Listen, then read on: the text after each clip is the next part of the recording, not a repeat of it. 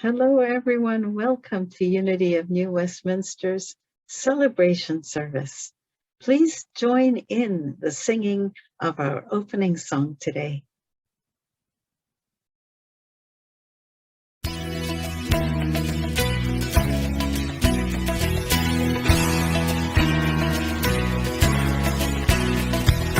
Lately I've been noticing how much I've been blessed with people to love, peace of mind and happiness.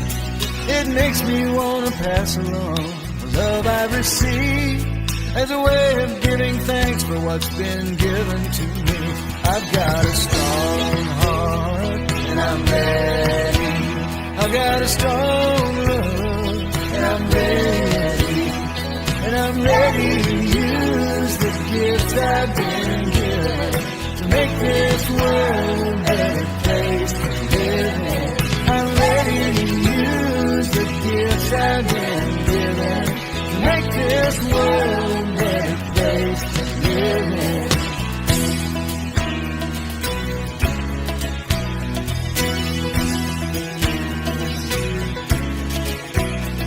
I used to have a need for more that bordered on greed, till I looked around and found that I had more than I need. I thought I had to have it all before I could share, till I realized what's mine to give has always been there. I've got a strong heart and I'm ready. I got a strong love and I'm ready. And I'm ready to use the gifts I've been given to make this world a better place to live in. I'm ready to use the gifts I've been given to make this world a better place to live in. Well, I may not make a difference that the whole world can see, but if I can show more kindness, that's what matters to me.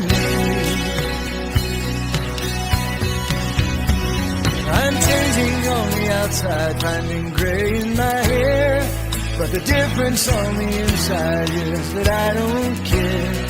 I'm losing my desire to be what I'm not, and I have what I want, 'cause I want what I've got. I've got a strong heart, and I'm ready. I've got a strong love, and I'm ready.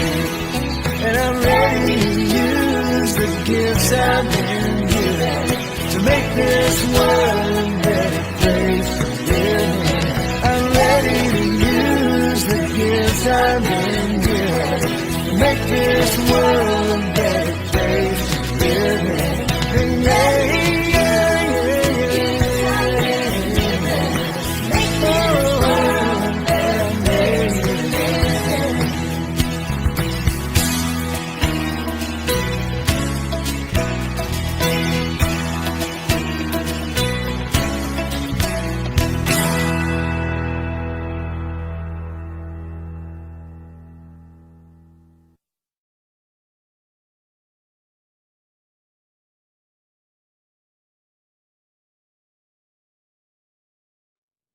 Welcome back.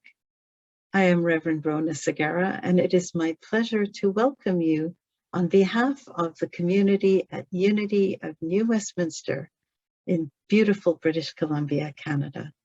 We would love to stay connected with you, so please subscribe to our newsletter or like us on Facebook or subscribe to our YouTube channel, and that way you can always know what's going on in our community. The Unity movement offers ideas for full and abundant living. We draw on the teachings of Jesus, who we consider our primary way shower and example. And we honor that there is universal wisdom to be found in faith traditions, in song, in story, in poetry, all over the planet. We respect and honor every person's right to choose their own life path. All are welcome here. All are worthy here. All are celebrated here. We open our service today in prayer. I gratefully acknowledge that I speak to you on the traditional and unceded territory of the Semiahmoo First Nation. And we give thanks to First Nation peoples everywhere for their custody of this beautiful land. We give thanks for our connection one with each other. That connection that happens whether we are in each other's physical presence or not. That connection that binds us all together.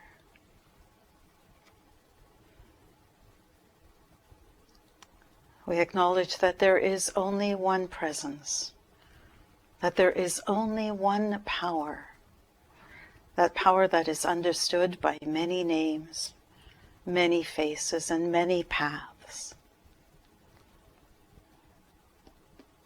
And we affirm that regardless of the name, the face, or the path of our understanding, that we are one human family. And it is in that knowledge of our oneness that we send a blessing for love, for peace, for contentment to every being on this planet,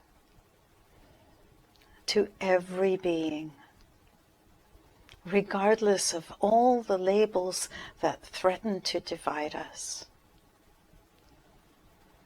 We are one. And for this knowledge, for this intention, and for the power that we have to bless, we give thanks. Amen.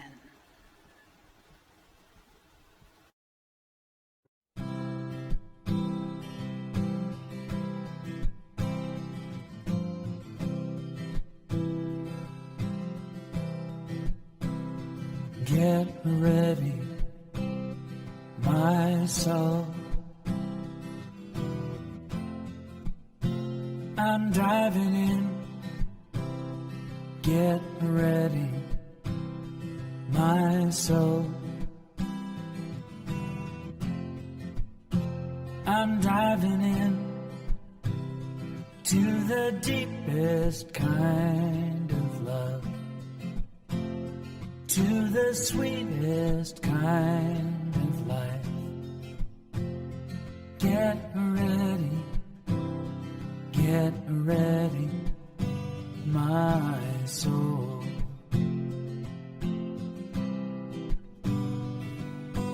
Everything I've ever done, everything I've ever seen, everything I've lost or won, everything I've ever dreamed has brought me here to the present moment, here to a new beginning here. And I'm seeing life so clearly now. Get ready, my soul. I'm diving in. Get ready, my soul. I'm driving in to the deepest kind of love, to the sweetest kind of life. Get ready, my soul. 'Cause here I go, deeper, deeper, deeper than I've ever been before.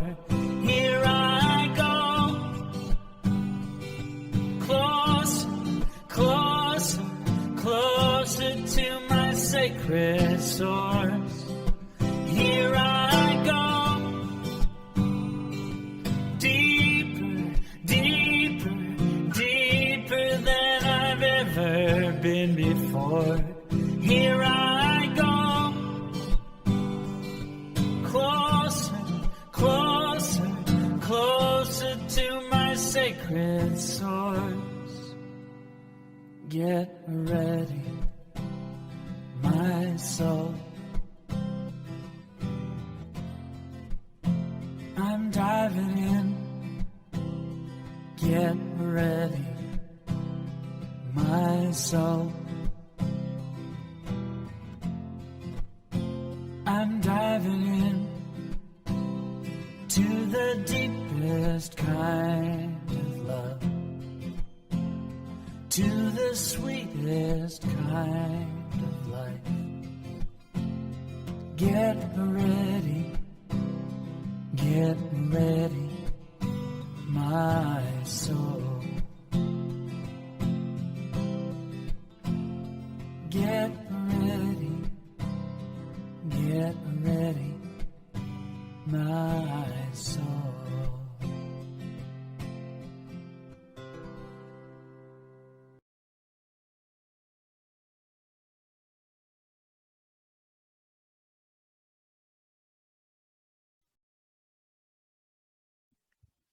Have you ever been in a situation which is good but not great, and you know that you could add something, some spark, some life to that situation? Or you know somebody who could? Maybe you know someone who has potential to do greater things than they are currently doing. And maybe you've told them about it, and maybe they've resisted you. Or maybe someone has told you that you have potential for something greater, even though you don't see it for yourself. Or have you ever considered doing something important sometime in the future, and that you don't consider that you are ready for it yet? If you've answered yes to any of these questions, then the story of Jesus's first miracle might be of interest to you. At first glance, it seems like a very simple story. And as with so many of the stories about Jesus, there is deep wisdom to be found when we look at the story with a view to learning about how it can relate to our lives. This story about Jesus's first miracle can give us an insight about what to do when we care enough to want the very best, when we want to take the good and make it great, when we want to add flavor to life, when we want to turn water into wine. Yes, this is the story of Jesus's first miracle, where Jesus turns water into wine, and not just any wine, but a fine wine, rich in flavor. The story is told in the Gospel of John in chapter 2. It is presented as being early in Jesus's ministry, right after Jesus has gathered his disciples. The reading goes like this from John chapter 2. On the third day, there was a wedding in Cana of Galilee, and the mother of Jesus was there. Jesus and his disciples had also been invited to the wedding. When the wine gave out, the mother of Jesus said to him, "They have no wine." And Jesus said to her, "Woman, what concern is that to you and to me? My hour has not yet come." His mother said to the servants, "Do whatever he tells you." Now, standing there were 6 stone water jars for the Jewish rites of purification, each holding 20 or 30 gallons. Jesus said to them, "Fill the jars with water." And they filled them to the brim. He said to them, "Now draw some out and take it to the chief steward." So they took it. And when the steward tasted the water that had become wine and did not know where it had come from, although the servants who had drawn the water knew, the steward called the bridegroom and said, "Everyone serves the good wine first, and then the inferior wine after the guests have become drunk. But you have kept the good wine until now." Jesus did this, the first of his signs in Cana of Galilee, and revealed his glory, and his disciples believed in him. After this, he went down to Capernaum with his mother, his brother, and his disciples, and they remained there a few days. And that is the story as told in the Gospel of John. What we see is Mary, Jesus's mother, at a wedding in Cana with Jesus and his disciples as invited guests. We can imagine that it is a lovely time. And as sometimes happens at big events, the important things run out, the wine runs out. And we see Mary go to Jesus and tell him about it. And he responds just as sons do when moms tell them things. He tends to push back a bit. He says, "It's not my business, and my time is not yet come. I'm not ready."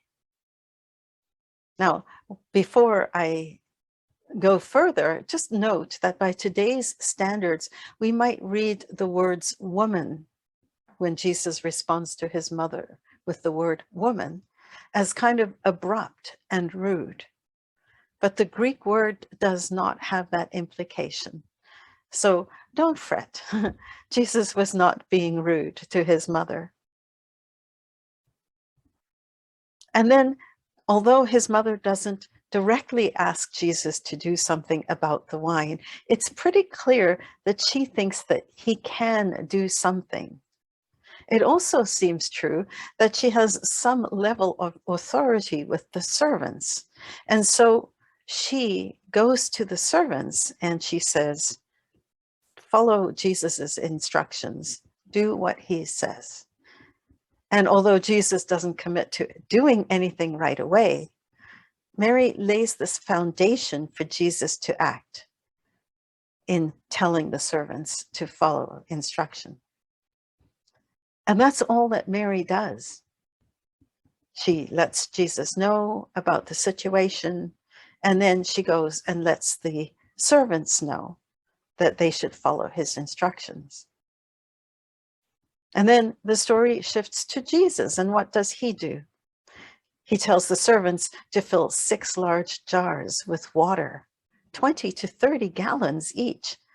That's 120 gallons in total, over 500 of today's regular sized 750 milliliter wine bottles. It's a large amount. And he asks them to take some of the water out and take it to the steward, who has no idea what has just happened. All the steward is interested in is the flavor of the wine. And he is so excited and amazed at the quality that he goes and congratulates the bridegroom. We don't see Jesus taking any credit at all. And then after the celebration, the whole group, including Mary and Jesus's brothers and the disciples who were also at the wedding, all leave for Capernaum. So what we see is that Mary approaches Jesus about an opportunity to add to the party. And in her actions, she gives us a guide about how to act when we care enough to want the very best, whether it's for a person or for a situation. This whole story actually becomes a message about what to do when we care enough to want the very best, whether it's for a person or for a situation. Mary's will give us guidelines about that. Jesus will give us guidelines about what to do when we're presented with that opportunity. And in his response, we see the openness to consider something. We see the very human response of not my business and I'm not ready. And finally, a commitment to going and getting it done. And then a sense of humility. And so in his response, we also see a guideline about how to act when we care enough to want the very best. So let's take a look first at Mary's actions. And let's see what she does when we care enough to want the very best for a situation, or as in Mary's case, the sense that she wants the best for her son, and she knows that he's ready to step it up. First, consider for a moment, what would you likely do in a situation where you notice that things are about to fall off the rails, where the wine is about to run out, or a person is not living up to their potential? Well, you may have an idea that might help to correct that. And you have a choice from which you can choose several options. And this is true whether it's about people, a friend, a child, a coworker, a parent, or a spouse, or whether it's about a situation such as a party, whether it's a situation or a person. You can choose several options, as I said. The first might be that you may decide that the correction is not worth the effort and choose to leave things as they are and allow the situation just to unfold without any interference. You could discern that the situation is outside of your influence or control, and even though it may not be ideal, you might choose to make the best of a bad situation. Or you could panic. Oh my gosh, the wine has run out. What are we going to do? You could lose your composure, which can lead to an unraveling of an event, causing everyone's enjoyment of that event to spiral downward. Or if it's a person, again, you could lose your composure, and that can lead to an unraveling of a relationship. Again, everyone's enjoyment spirals downward. Or maybe in a situation where things might have been improved or there's room for improvement, you might choose to point fingers and blame. Sentences that begin with why or who are a clear indicator that you're in this zone. Why wasn't more wine ordered? Who was responsible for this? Why did you do that? You might shame and complain about the organizers and how they failed. This blaming and shaming is characterized by that inevitable shaming word, should. We start shoulding on everyone. They should have ordered more. They should have planned better. They should have had a backup plan. You should do this. Or you might name them, call them names, characterize them as inferior. They're incompetent, they're cheap, they're thoughtless. None of these options, human as they may be, help to improve the situation. Instead, we can learn 3 things from Mary's example. When things are about to go sideways, the wine runs out. Mary takes creative action. She realizes that there's something that she can do about it. And she responds with a willingness to act, a willingness to make things better. She realizes that she might be able to help to resolve and improve the situation. And rather than blame, and rather than being a victim, rather than accepting a less than desirable status quo, Mary doesn't panic. She assesses the problem, creates and sees a potential solution, and having faith that Jesus can solve this, she goes to him, the only person who can do something about it, and she lets him know. In a situation that is similar, we can do the same. Rather than waste energy by focusing on the past, instead of arguing against reality, we can focus on what is. Rather than fighting what is, we focus on what is. Like Mary, we can take stock of the situation, and then we can calmly respond and take action. The next thing we see in Mary's example is that she walks away. At this point, she accepts what she can no longer control and trusts that the person who can do something about it will make the decision about the next steps. And then Mary gets out of the way. She doesn't enforce, she doesn't enforce, she doesn't insist. She doesn't demand an answer from Jesus right away. In fact, if you look at what I read, you'll realize that at no point did she even actually ask the question.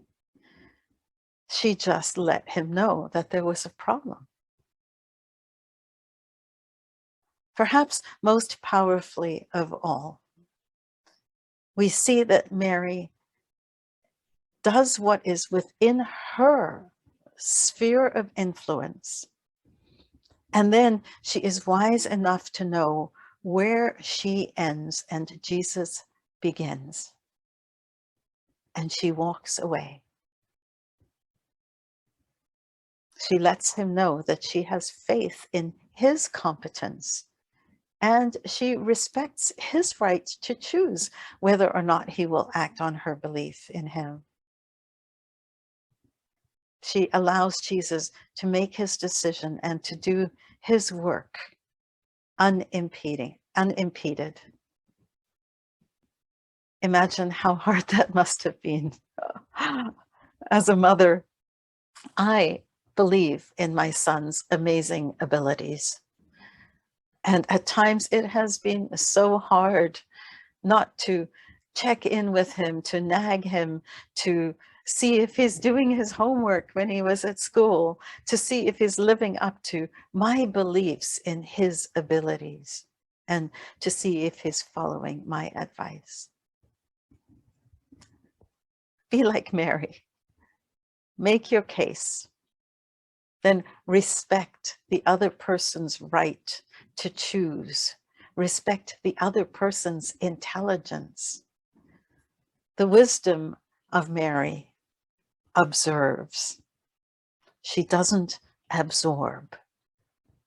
She accepts what she can't control.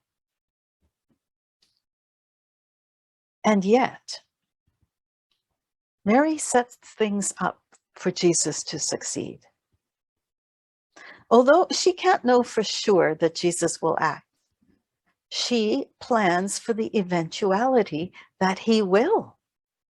She plans for the best outcome by letting the servants know that they should comply with whatever Jesus says they should do. In this way, she does what she is able to do to make it easier for Jesus's actions to be smooth and successful. There's a lesson for us here too. When we're hoping for a change, let's do what we can to pave the way so that that task has the best chance of being successful. And so from Mary's example, we see these three activities that she demonstrates when she cares enough to want the very best. The first was this idea of taking sensible action after discerning whether or not action is even appropriate, with no blame, no shame, no naming, no panic. And then accept what you can't control. Accept that you can't control.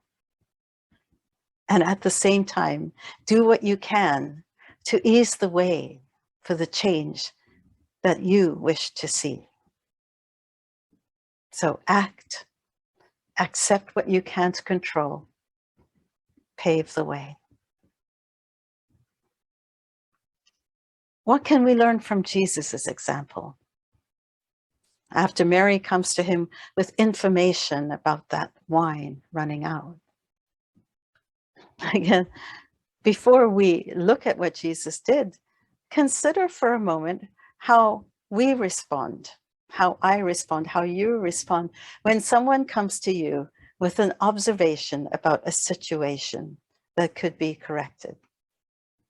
It could be a situation which is physical, such as the wine running out at a party. Or it could be a situation which is personal, something about us, something that either might be corrected or maybe a request to step up. Or maybe a person comes to us because they see potential in us that we can't see for ourselves. So in all of these cases, when someone comes to us with an observation about us or about a situation, what is the first thing that we do? I know what it is for me. I have a tendency to resist with a don't tell me what to do. This is not our problem. This is not your problem. You may feel that you're not ready. You may feel that you're not worthy, or, just give me some more time to practice before asking me to do this thing. Or you may say, go ask somebody else to do it because they're better qualified. Like Jesus, you may feel like your time has not yet come. The consequences of these reactions, of either dismissing what the person is saying, or saying that we're not ready, or turning away from the whole idea, is that we'll never know what we missed. We'll never know what we missed. If Jesus hadn't acted, no one would have known how much he could benefit the party. And it makes me wonder how much greatness has gone undiscovered and unrevealed because of this thinking, this behavior, which causes us to place false limits on our potential. The term that I think of for this is upper limiting, where we create our own ceiling and we keep our potential and our gifts hidden from the world. I wonder how many potentially wonderful artists, musicians, authors, teachers, parents, helpers, healers, ministers have never given themselves permission to step into their greatness. We can learn from Jesus's example when we are called on by someone else, or even by the longing within us, to do something miraculous and wonderful, to improve life, to add to the juice and zest and interest of life.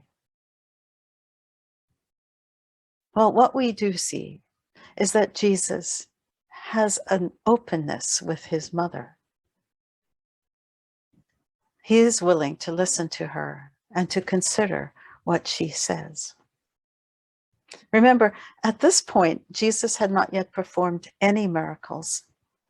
He had gathered some disciples, but he had not yet made any public demonstration of his abilities. And even though it's pretty clear that he felt that he wasn't ready, he was willing to consider Mary's opinion and to take it seriously. This is our invitation to learn from Jesus's example.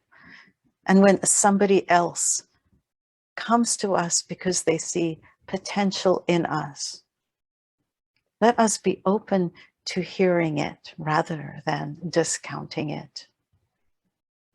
If someone says, "You can do this," why not believe them and accept their suggestion? Another thing we see in Jesus is his honesty about his discomfort. My hour is not yet come. I think this is his belief that he's not quite ready yet to step into public recognition. And so now I wonder what would have happened if Mary had not approached Jesus about the wine. How long would we have waited to see Jesus's first miracle? In my head, I have this image of Jesus taking a deep breath and going, "Okay, you can do this." Of course, I may be way off base about that, but I like the humanness of the image, the idea of a person who encourages us before we're ready, helping to draw us out and step into the greatness that we are, into the ministry that we have, whether it is to teach a new way of looking at life as Jesus did, or whether it's to be the teacher, the author, the minister, the parent.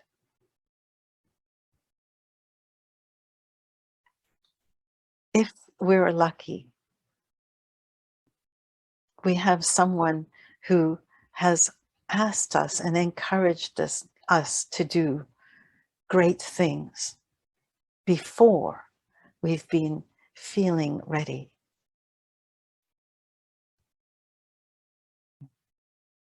When you're ready to take a new step, accept that there may be areas that aren't fully developed. When you're not ready to take a new step, consider taking it anyway. Be willing to take a chance and step into that uncertain greatness, whether you think you're ready or not.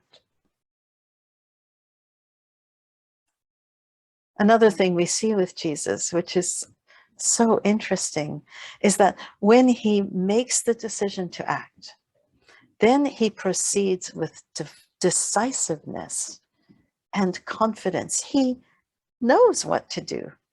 He knew it all along.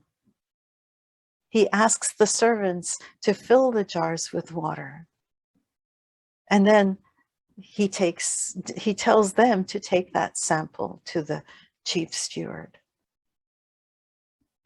Once we've committed to a project, to a dream, to a vision, to stepping in to whatever we're being called to or whatever we long for, we will discover that we actually know what to do. When we commit, we'll discover we know more than we thought. And we will act decisively.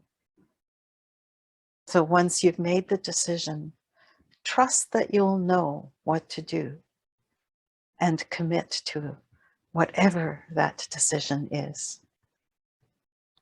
And finally, we see Jesus's humility. The steward goes to the bridegroom to compliment him on the quality of the wine. Jesus was the person who made it happen, and yet he doesn't ask for recognition. He doesn't say, actually, it was me who saved the day and organized more wine. Rather, he allows the success of the wine and the enjoyment of the party to be its own celebration. He draws no attention to himself. There is no look at me, I did this in the story. Oh man, this is a challenging trait for me, especially to copy, because my tendency is to want to draw attention to myself, to put my superhero cape on and make sure that everyone knows about it. Learn from Jesus. Humility does not draw attention to oneself. It allows the situation to be enjoyed for what it is. And so we see these four elements in Jesus, which we can copy for ourselves. When someone comes to us with an observation about a situation or about our own potential, let's consider following Jesus's example. Let's be open to listening. Let's expect and be honest about the discomfort that we feel. And yet, let us be decisive and commit to the action that we've been asked to take. And then when that action proves to be successful and adds flavor to life, let us remember to be humble.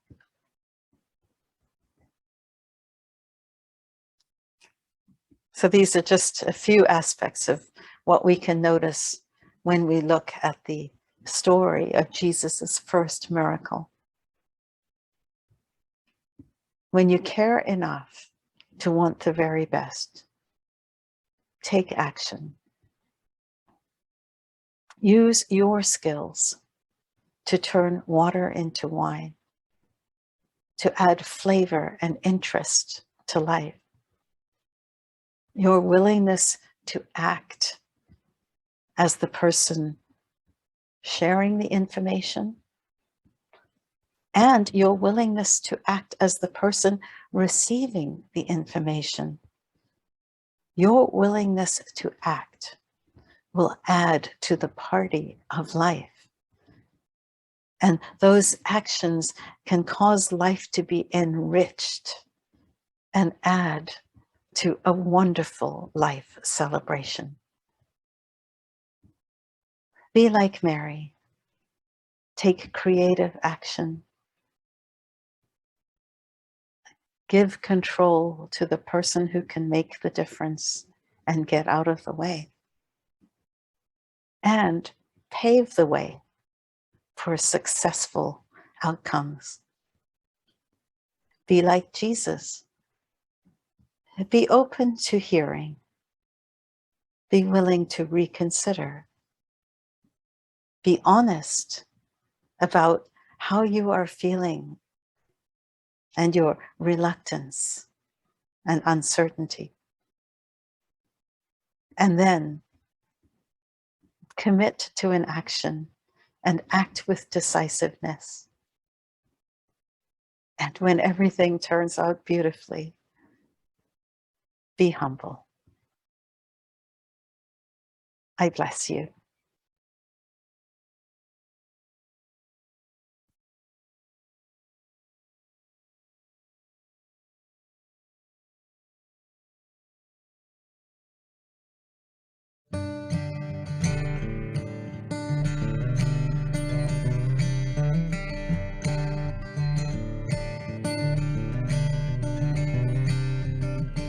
You're hearing the call, you're feeling the pull, but it's buried deep inside.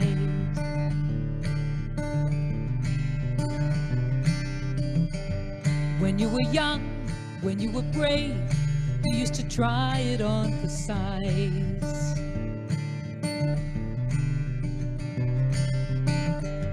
Then you got lost, then you got scared, and maybe life got in your way. But every day brings a new chance, and every song has its own dance. Take the floor, find your feet, start to move to your own beat, start living your dreams, 'cause they were meant to be.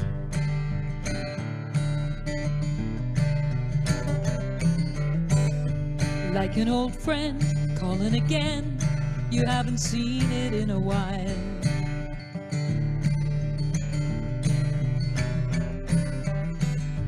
Maybe you'll laugh, maybe you'll cry, but it's gonna make you smile.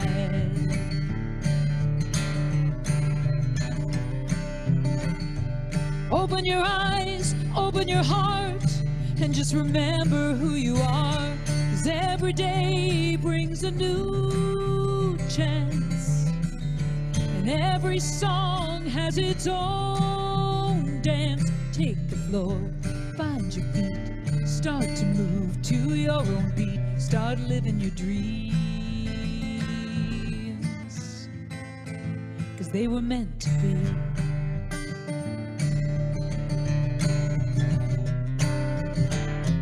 Time is now and it's still on your side.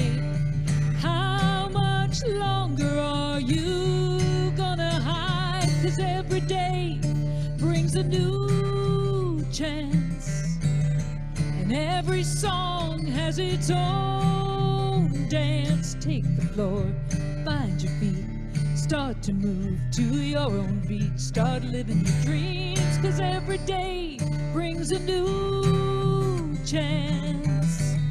Your favorite song has its very own dance. Take the floor, find your feet, start to move to your own beat, start living your dreams, 'cause they were meant to be.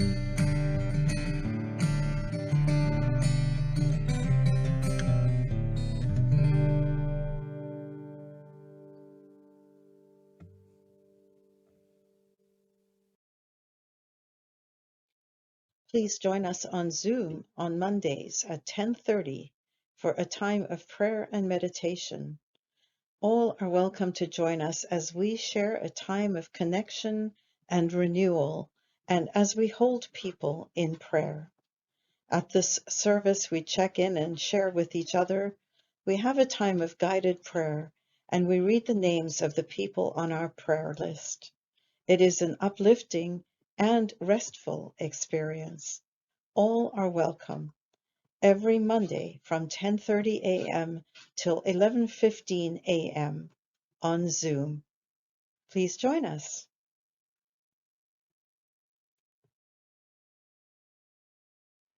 On Sunday, June the 12th, come to church as you normally do, but rather than dressing up in your Sunday best, wear your Sunday worst. After the service, we'll prepare space for the foundation of our medicine wheel labyrinth.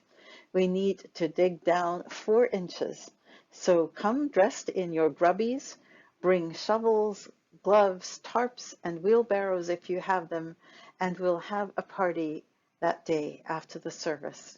We'll serve coffee, juice, and snacks for everyone, and it'll be fun and it'll be productive.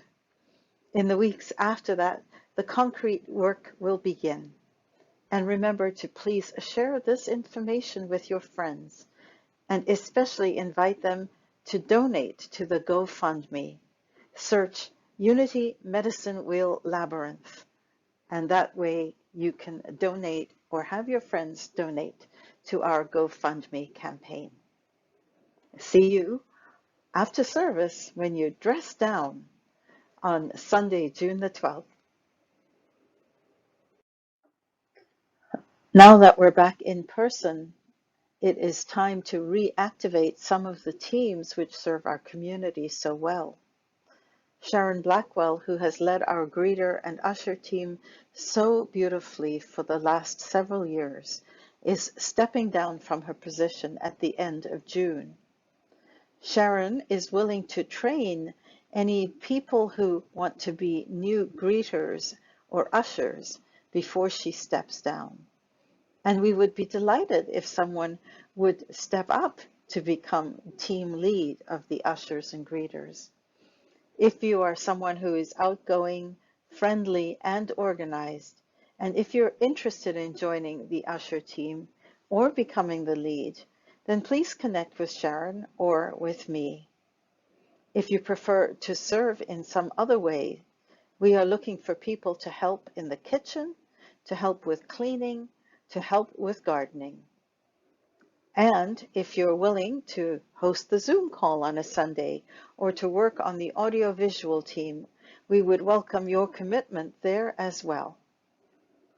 If we get enough people on each of the teams, then only one person needs to be assigned to a role once a month. This is where many hands make light work. Let's all step up and step in and share the workload. There's a sign-up sheet in the fellowship hall for each of these areas. This is your opportunity to serve. Spring has sprung and everything is growing, including the weeds. This is your open invitation to drop by anytime and weed the flower beds. The weeds can be placed into the compost bin, which is near the shed in the back. Fewer weeds will allow more flowers to grow, and the gardens will look prettier too. It can feel really good to touch the earth. So come and play in the dirt and weed the flower beds anytime.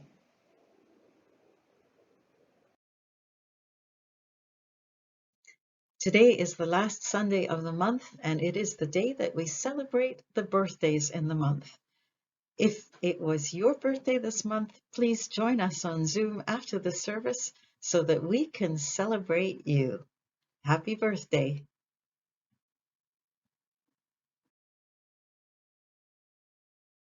We are grateful for the financial support which we receive from those who enjoy our programs. With the pandemic, some of our expenses have been lessened and some of our expenses don't go away. So thank you for your generosity, which supports our ministry. We give a portion of our income to organizations that do amazing work in our community, both locally and in our province. So your gifts make a difference in lives. We welcome donations by credit card, check, cash, or our preferred method, Interac e-transfer to Unity of New Westminster at gmail.com. Interac is free of service charges. Thank you. Now, please bring to your hands, to your hearts, or to your minds something that you are grateful for as we give thanks and remember how much we have to be grateful for. We are so blessed.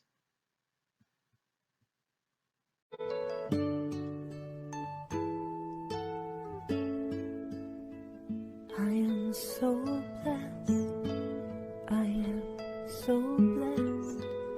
I am so grateful for all that I have. I am so blessed. I am so blessed. I am so grateful. I am so blessed. I am so blessed. I am so blessed. I am so grateful for all that I have. I am so blessed. I am so blessed. I am so grateful. I am so blessed.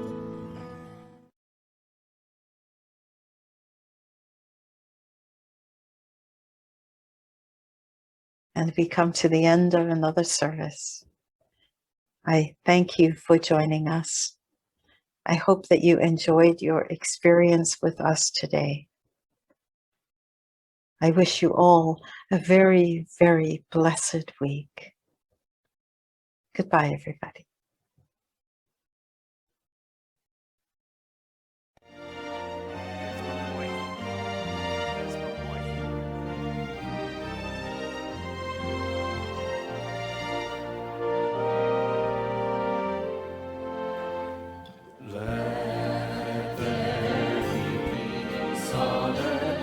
And let it begin with me. Let there be peace on earth, the peace that was meant to be, with God as creator, family are we. Let us walk with each other in perfect harmony. Let peace begin with me. Let this be the moment now.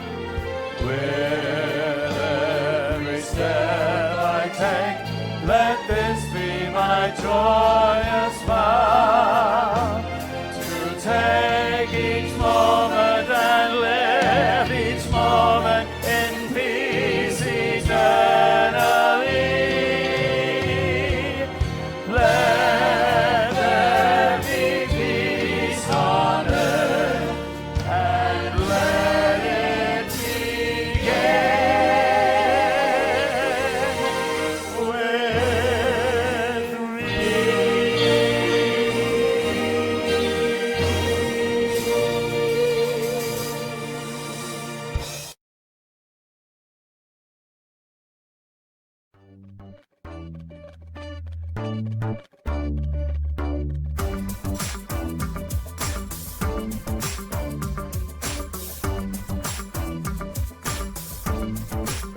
I am the light of God. I am the love of God. I am the power of God. I am the presence of God. Wherever I am, God is. I am the light of God. I am the love of God. I am the power of God. I am the presence of God. Wherever I am, God is. You are the light of God. You are the love of God. You are the power of God. You are the presence of God. Wherever you are, God is. You are the light of God. You are the love of God. You are the power of God. You are the presence of God. Wherever you are, God is. We are the light of God.